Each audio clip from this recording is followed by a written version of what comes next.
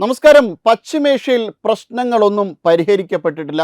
ഇപ്പോഴും അത് സങ്കീർണമായി തുടരുകയാണ്. അമേരിക്കയുടെ ഉപരോധം ഒരു ഭാഗത്ത് നടക്കുന്നു, ഇറാൻ്റെ ഉപരോധം മറ്റൊരു ഭാഗത്ത് നടക്കുന്നു. വെടിനിർത്തൽ താൽക്കാലികമായി സംഭവിച്ചിട്ടുണ്ടെങ്കിലും എപ്പോൾ വേണമോ വീണ്ടും ഒരു പൊട്ടിത്തെറി ഉണ്ടാകാം എന്നുള്ള ഒരു സാഹചര്യത്തിലാണ്.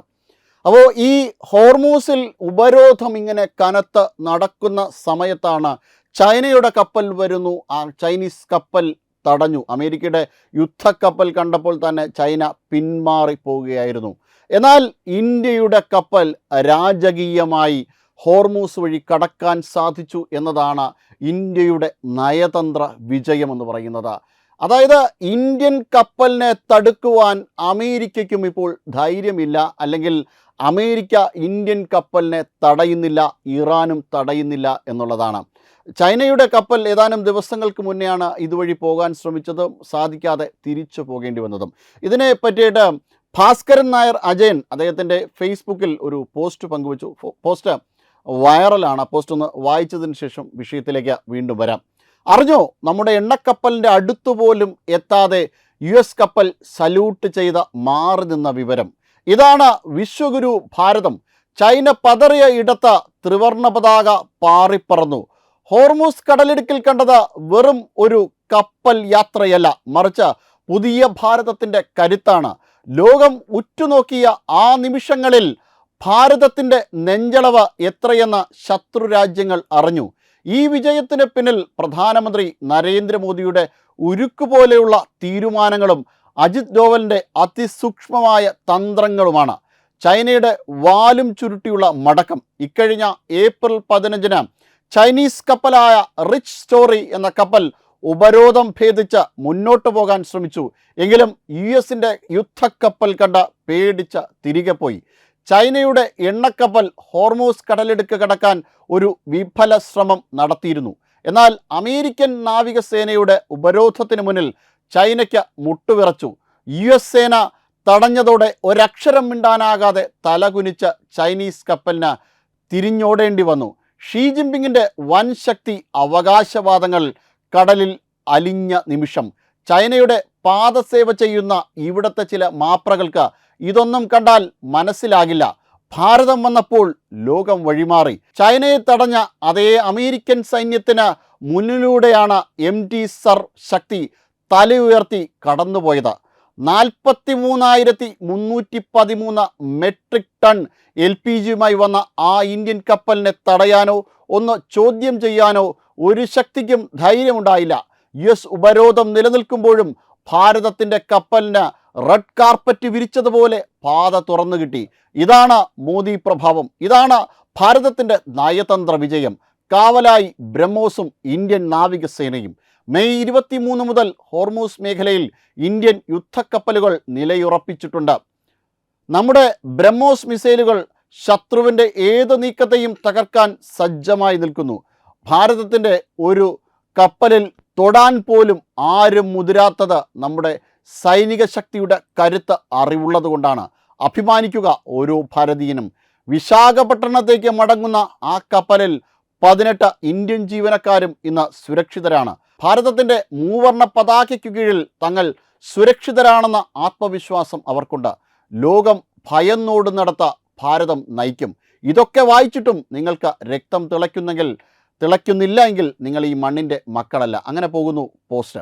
ഇത്തരത്തിൽ ഭാരതത്തിൻ്റെ നയതന്ത്ര വിജയം ലോകം മുഴുവൻ ആരാധനയോടെ ഭാരതത്തെ നോക്കിക്കാണുമ്പോൾ ഇവിടെ നമ്മുടെ പ്രതിപക്ഷ നേതാവായ രാഹുൽ ഗാന്ധി ഭാരതത്തെ ഒറ്റുകൊടുക്കുവാൻ വേണ്ടി അരയും തലയും മുറുക്കി ഇറങ്ങിയിരിക്കുന്നു. ഇന്ത്യയുടെ തന്ത്രപരമായ ആൻഡമാൻ നിക്കോബാർ പ്രോജക്റ്റ് പോലും അട്ടിമറിക്കുവാനുള്ള ശ്രമം നടത്തിക്കൊണ്ടേയിരിക്കുന്നു. ഗ്രേറ്റ് നിക്കോബാറിൽ ഇന്ത്യ നിർമ്മിക്കുന്ന 92,000 കോടി രൂപയ്ക്ക് ഇന്ത്യ നിർമ്മിക്കുന്ന വലിയ പ്രോജക്റ്റ്. ആ വലിയ പ്രോജക്റ്റിനെ തകിടം മറിക്കുവാൻ, ചൈനയ്ക്ക് വേണ്ടി അട്ടിമറിക്കുവാൻ വേണ്ടിയിട്ട് വളരെ വലിയ ശ്രമമാണ് രാഹുൽ ഗാന്ധി നടത്തിക്കൊണ്ടിരിക്കുന്നത്. നാഷണൽ ഗ്രീൻ ട്രിബ്യൂണൽ ഇവരുടെ വാദങ്ങളെയൊക്കെ തള്ളിക്കളഞ്ഞിട്ടുണ്ടായിരുന്നു. 2026 ഫെബ്രുവരി അവസാനം പാരിസ്ഥിതികമായ അനുമതി നൽകുകയും ചെയ്തു.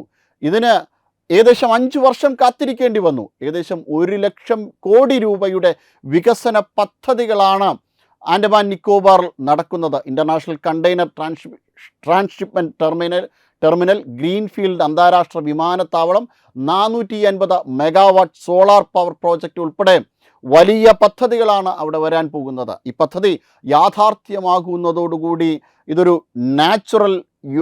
നാച്ചുറൽ വിമാനവാഹിനി കപ്പൽ എന്ന രീതിയിലാണ്.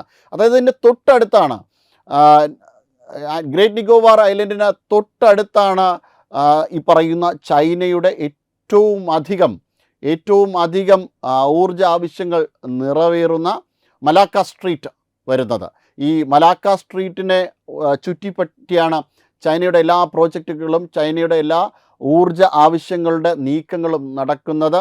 അതുവഴിയാണ് ചൈനയുടെ കപ്പലുകൾ ചൈനയിലേക്ക്, അതായത് ചൈനയുടെ എണ്ണയും വഹിച്ചുകൊണ്ടുള്ള അല്ലെങ്കിൽ ചൈനീസ് ചരക്കുകൾ അതുവഴിയാണ് ഏറ്റവും അധികം സഞ്ചരിക്കുന്നത്. ഇതിന് വലിയ രീതിയിലുള്ള ഒരു തടസ്സം നേരിടും ഈ പ്രൊജക്റ്റ് വരുന്നതോടുകൂടി. അതായത് ഹോർമൂസിൽ എങ്ങനെയാണോ ഇറാൻ നിയന്ത്രണത്തിൽ കൊണ്ടുവരുന്നത്, അതുപോലെ തന്നെ ഭാരതത്തിന് ഈ ഭാഗത്തെ നിയന്ത്രിക്കാൻ കഴിയുമെന്നതാണ്.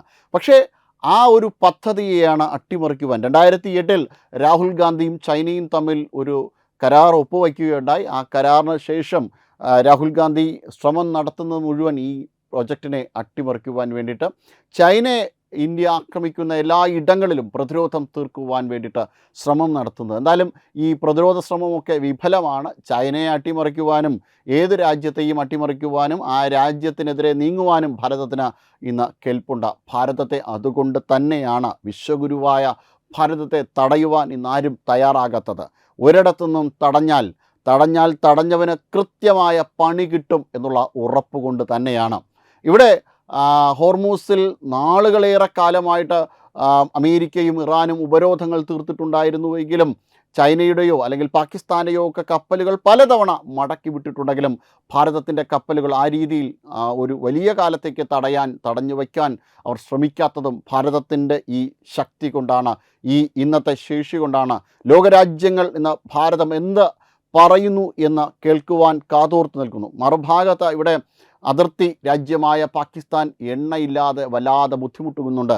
7 ദിവസത്തെ എണ്ണ റിസർവ് മാത്രമാണ് ഇനി പാകിസ്ഥാനിലുള്ളത്. പാകിസ്ഥാനിൽ കഴിഞ്ഞ കുറച്ചധികം നാളുകളായിട്ട് അവിടെ ഒരു ലോക്ക്ഡൗൺ തന്നെയായിരുന്നു. അത്തരത്തിൽ പാകിസ്ഥാൻ ബുദ്ധിമുട്ടുന്ന സമയത്ത് അവിടുത്തെ മന്ത്രിമാർ പോലും ഇന്ത്യയുടെ ഈ നയതന്ത്ര വിജയത്തെയും ഇന്ത്യയുടെ ഓയിൽ റിസർവ് 70 ദിവസത്തിലധികം നിലനിൽക്കുന്ന ഓയിൽ റിസർവിനെ കുറിച്ചുമൊക്കെ വളരെ വലിയ രീതിയിൽ വാചാലമാകുകയുണ്ടായി ഇന്നലെ. അങ്ങനെ ഇന്ത്യയെ സോപ്പിട്ടുകൊണ്ടാണ് ഇപ്പോൾ പാകിസ്ഥാൻ പോലും നിൽക്കുന്നത്. ഭാരതത്തിനെതിരെ ആക്രമണങ്ങൾ സംഘടിപ്പിക്കുവാൻ വേണ്ടിയിട്ട് നിരന്തര ശ്രമം നടത്തുന്ന പാകിസ്ഥാൻ്റെ അവസ്ഥ ഇതാണ്. നാളുകളേറെ കാലമായി അവിടുത്തെ സർക്കാർ ഓഫീസുകൾ അടഞ്ഞുകിടക്കുന്നു, വിദ്യാലയങ്ങൾ അടഞ്ഞുകിടക്കുന്നു.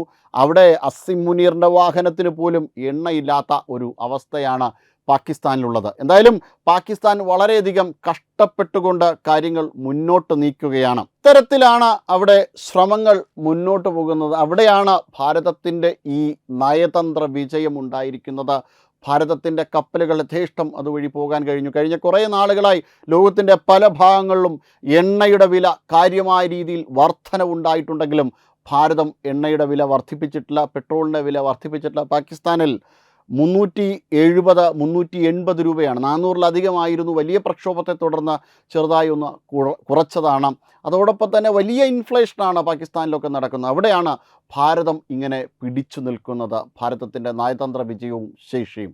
വെബ് ഡെസ്ക് തത്വമൈ ന്യൂസ്. വിട്ടുവീഴ്ചയില്ലാത്ത നിലപാടുകളുമായി ദേശീയതയുടെയും സമാജത്തിൻ്റെയും ശാക്തീകരണത്തിനു വേണ്ടി തത്വമയിയുടെ ജൈത്രയാത്ര തുടരുകയാണ്. യൂട്യൂബിൽ മാത്രം തത്വമയിക്ക് 10 ലക്ഷം സബ്സ്ക്രൈബേഴ്സിലേക്ക് എത്താൻ ഏതാനും ചുവടുകൾ മാത്രമാണ് ബാക്കി. മറ്റ് സോഷ്യൽ മീഡിയ പ്ലാറ്റ്ഫോമുകളിലും തത്വമയിയുടെ നിറസാന്നിധ്യം തുടരുകയാണ്. ഈ അവസരത്തിൽ ഞങ്ങൾക്ക് നിങ്ങളോടുള്ള അഭ്യർത്ഥന ഞങ്ങളോടൊപ്പം നിൽക്കുക എന്നുള്ളതാണ്.